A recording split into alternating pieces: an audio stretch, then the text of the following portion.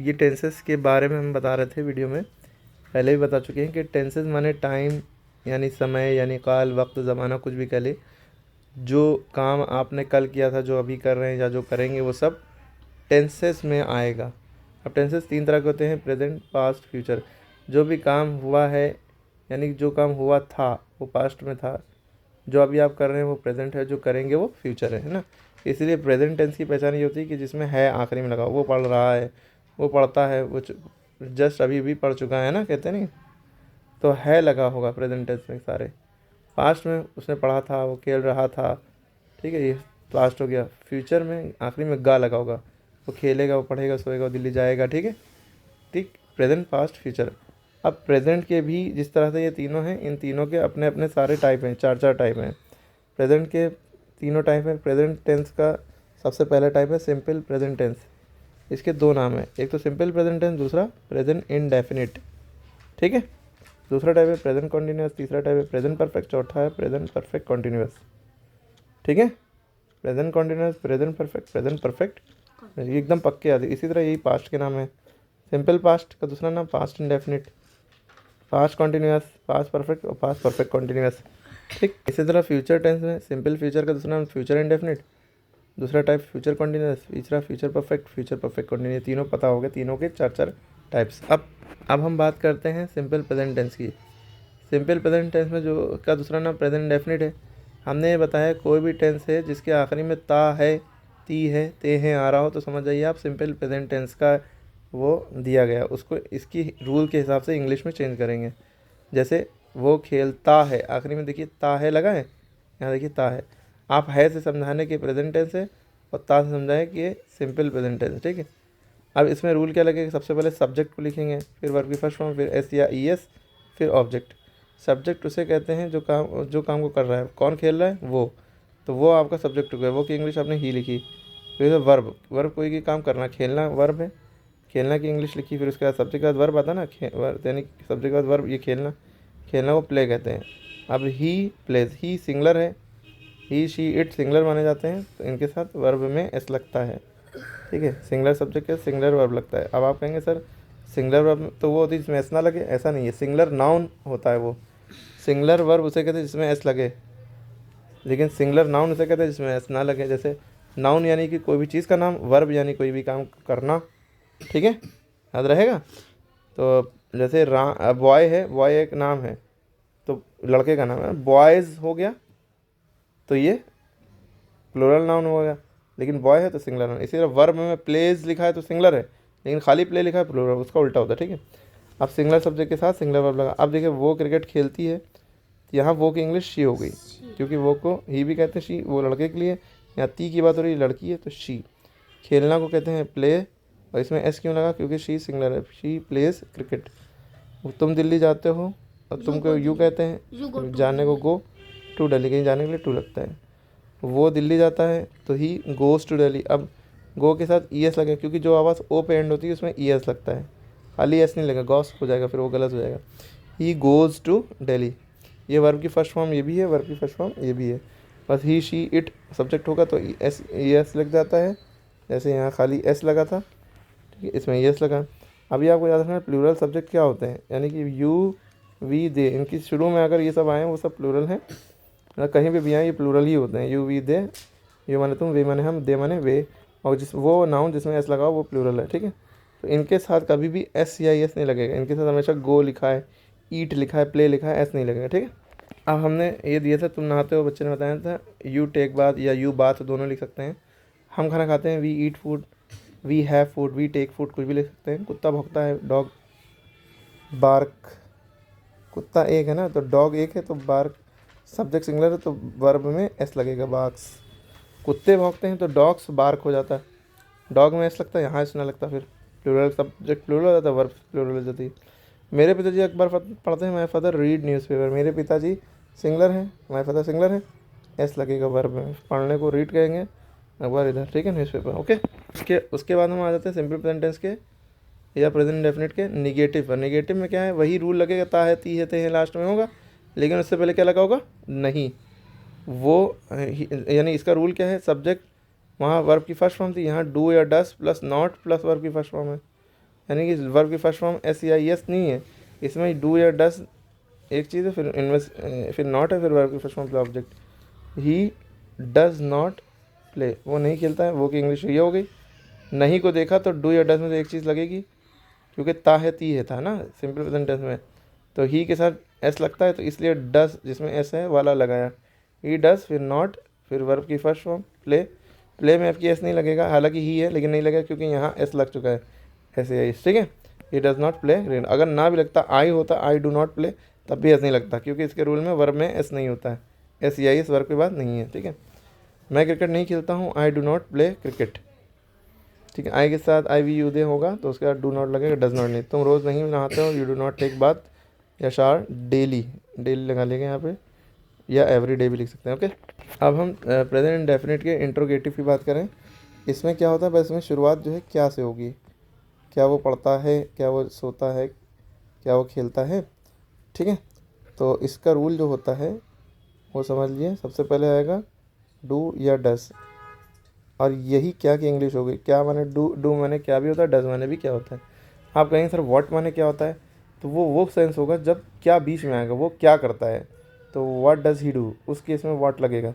क्या वो पढ़ता है, क्या वो खेलता है, क्या वो नहाता है, तो does he play, does he eat, does he drink, इस तरह की चीज़ें हो जाती हैं, ठीक है। डज ही टेक बात, तो डू मतलब क्या से जब शुरू होगा तो उसकी इंग्लिश हेल्पिंग वर्ब होती है, जो उसमें उस पर्टिकुलर सेंटेंस का हेल्पिंग वर्ब होगा, ठीक है।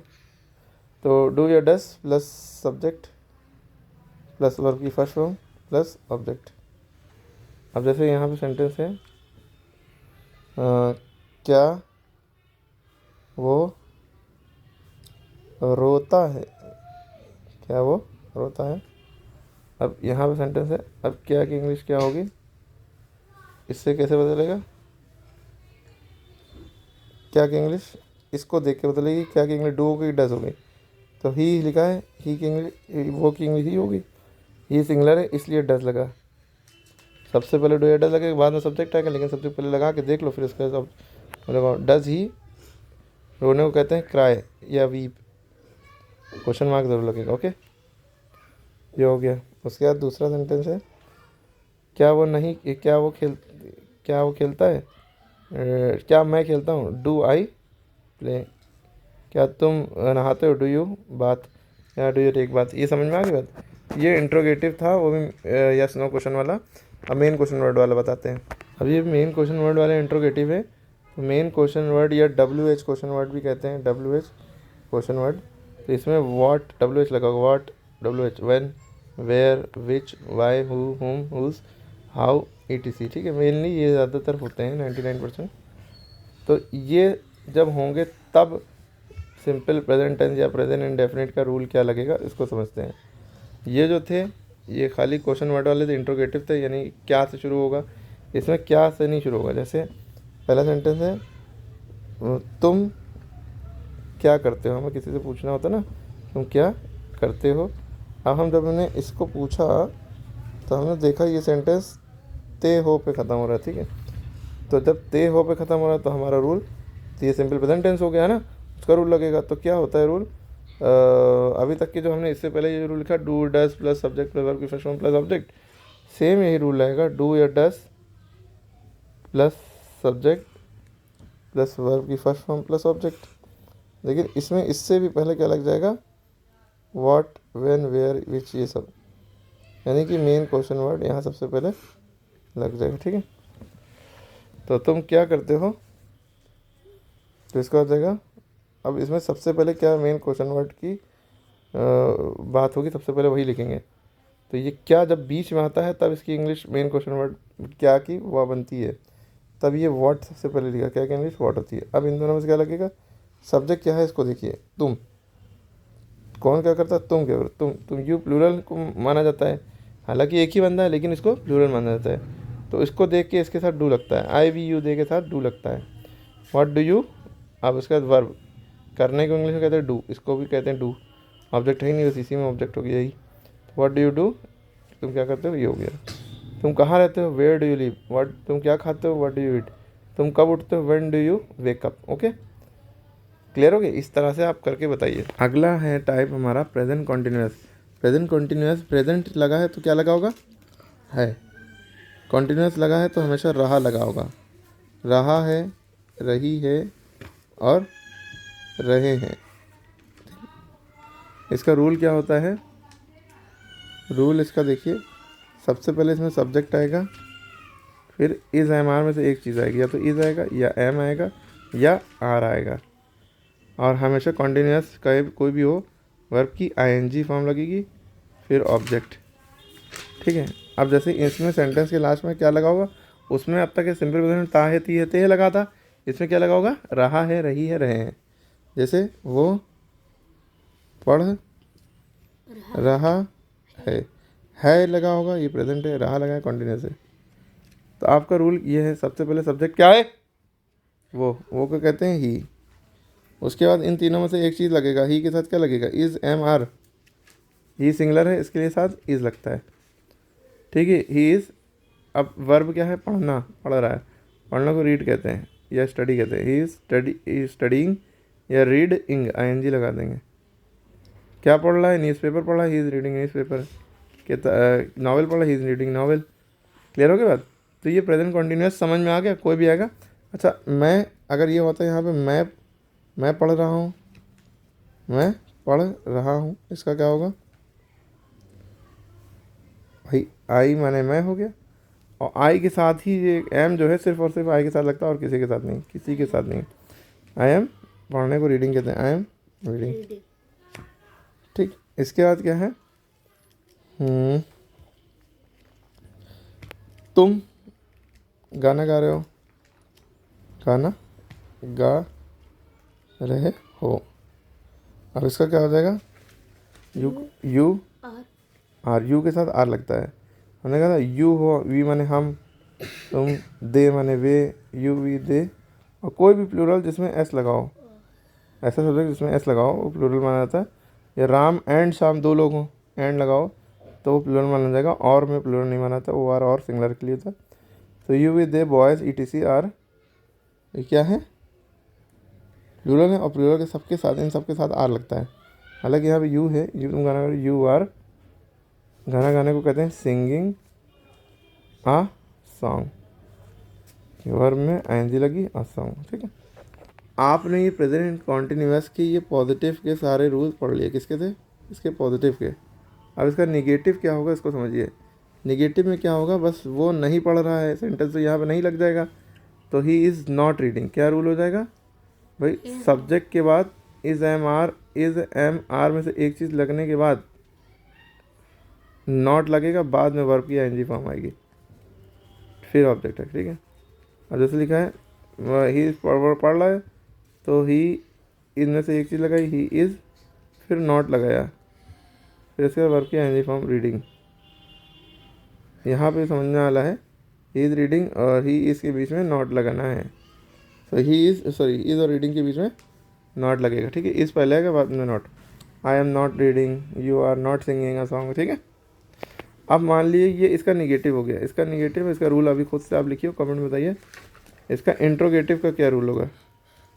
इंट्रोगेटिव यानी इसमें सवाल पूछा जाए तो इसका इंट्रोगेटिव का क्या रूल होता है कि आप सबसे पहले हेल्पिंग वर्ब को पहले लिख लीजिए। सबसे पहले इज़ आएगा या एम आएगा या आर। हेल्पिंग वर्ब पहले रख लिया, फिर उसके बाद सब्जेक्ट हो गया, फिर उसके बाद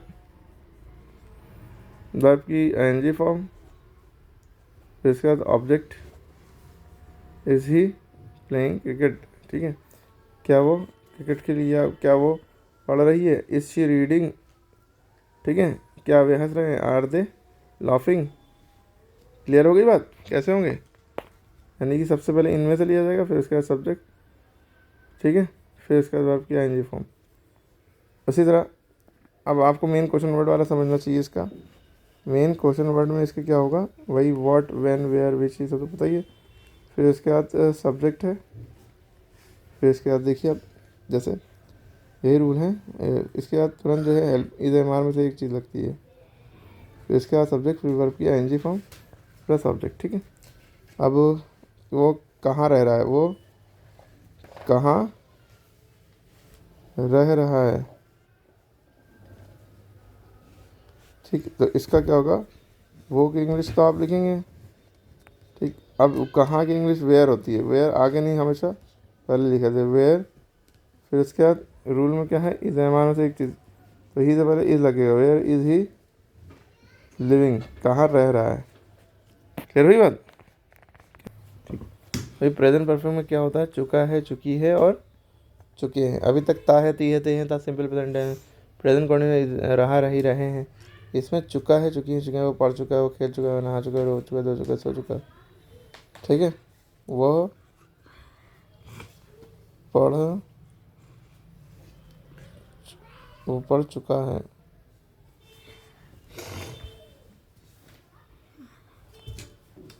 अब देखिए सबसे पहले आपका रूल क्या लगता है, इसमें सब्जेक्ट आएगा, इसमें हैज़ या हैव में से एक चीज़ लगती है, हैज़ लगाओ या हैव लगाओ, और हमेशा वर्ब की third form by plus object. ठीक। अब सबसे पहले क्या है, वो की इंग्लिश क्या होती है, ही, चुका है, ही के सिंगुलर रहने की वजह से ही हैज़। क्या वर्ब की थर्ड फॉर्म, पढ़ना, पढ़ना की थर्ड फॉर्म रेड होती है, R E A D, read ही लिखते हैं लेकिन रेड पढ़ते हैं। ही हैज़ रेड, ऑब्जेक्ट क्या है, ही हैज़ रेड, वो पढ़ चुका है। न्यूज़पेपर अगर लिखा होता है newspaper, he has red newspaper. ठीक है, क्लियर। अच्छा, इसका निगेटिव कैसे होगा, यहाँ पे हमें लग रहा थोड़ी सी हमें नींद में थे, तो हैज़ है वर्ब की third form plus object to the by, हम पैसिव वॉइस में चले गए थे धोखे से, और इसके लिए अब इसके निगेटिव में आ जाते हैं। He has plus not, has या है में से एक चीज़ लगी, नॉट लगेगा, मैं नहीं पढ़ चुका हूँ, मैं नहीं पढ़ा चुका हूँ, आई हैव नॉट, टीच की इंग्लिश होती है taught, have not taught today, मैं आज किसी को नहीं सब पढ़ा सका, तो I have not taught today. Clear. Has है में से एक चीज़ लगी, आई वी यू दे, आई हो या वी हो या यू हो या दे हो, ये चारों के साथ क्या लगता है, हैव। हैज़ किसके किससे लगा, ही सी इट, या कोई नाम सिंगुलर, तो इन सब के साथ हैव लगा, नॉट लगा, फिर वर्ब की थर्ड फॉर्म लगी ऑब्जेक्ट। ठीक है, ऑब्जेक्ट क्या है यहाँ पे, वही है। अब आता है इसके बाद प्रेजेंट परफेक्ट टेंस, इसकी प्रेजेंट क्या है, present perfect continuous tense, sorry, पहले कॉन्टीन्यूस है फिर परफेक्ट, और प्रेजेंट परफेक्ट कॉन्टीन्यूस, NEOUS। ठीक है, तो सबसे पहले सब्जेक्ट आएगा हैज़ या हैव में से एक चीज़ आएगी, बी, फिर वर्ब की ING फॉर्म। ठीक है, I have been, subject plus has या have plus been plus verb की ING फॉर्म, फिर ऑब्जेक्ट, फिर प्लस सिंस या फॉर में से एक चीज़ लगेगी, FORE for plus time. Writing अच्छी कर लीजिएगा, थोड़ा सा नींद में है। फिर सब्जेक्ट प्लस हैज़ या हैव प्लस बीन वर्ब की ING फॉर्म, ये वर्ब की ING फॉर्म लिखी है प्लस सब्जेक्ट प्लस। ठीक है, जैसे वो इसमें क्या होगा, इसकी पहचान 2 घंटे से, 3 घंटे से, 4 दिन से, 1990 से, ये सब है। वो 2 घंटे से खेल रहा है, खेल रहा है। अब देखिए इसका क्या हो जाएगा, ही खेल रहा है, has been playing, he has been playing for 2 hours। ठीक है, क्योंकि 2 घंटे हैं, तो कौन से 2 घंटे, 10 से 12 वाले, 12 से 2 वाले, तो इसलिए फॉर लगता है, फॉर 2। लेकिन यहाँ 2 o'clock लिखा होता, क्या लिखा होता, 2 o'clock, he has been playing for since 4 hours, for ना लगता फिर क्या लगता, since 2 o'clock। ठीक है, फॉर ना लगता फिर सिंस लगता। ओके, समझ में आ गया। He has not been in negative, he has not been playing for 2 hours।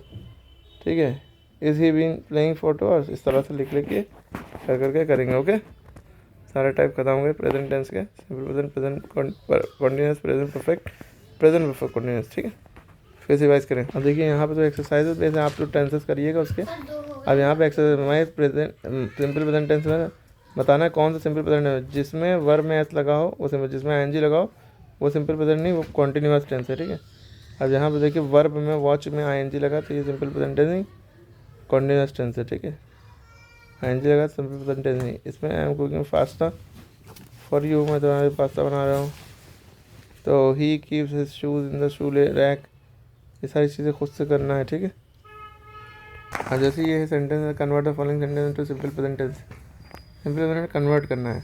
The people are standing at the bus stop, the people stand at the bus stop. Jack is opening his shop, Jack opens his shop. ठीक है, इस तरह। Shipra is making colourful garland of the rose flower. ठीक है, Shipra makes a garland of rose flower, makes. The teacher teachers the class, other hawkers is selling practice. ठीक है, और hawker sells apple, sorry, and the hawker sells apples. Hawker में S नहीं लगाना तो cell में एस लग जाएगा। ओके, और इसमें तो आईएनजी लगाना होता है, इज एम आर लगा के आईएनजी लगा तो प्रेजेंट कंटिन्यूअस में करना है। Kavita drinks milk before sleeping, कविता दूध पीती सोने से पहले। ठीक है, तो कविता मिल्क इज कैसे भी करके हो जाता है। Kavita drinks milk before sleeping है, तो Kavita is drinking milk before sleeping. Yuvraj is wearing a turban, the students are living the school. Ravi and Karan are playing birthday parties, planning, sorry. Chitwan sings the song, Chitwan singing the song very well. Okay, बच्चे हुए आप comment में बताइए, इसको भी उसको भी। Okay, जल्दी से।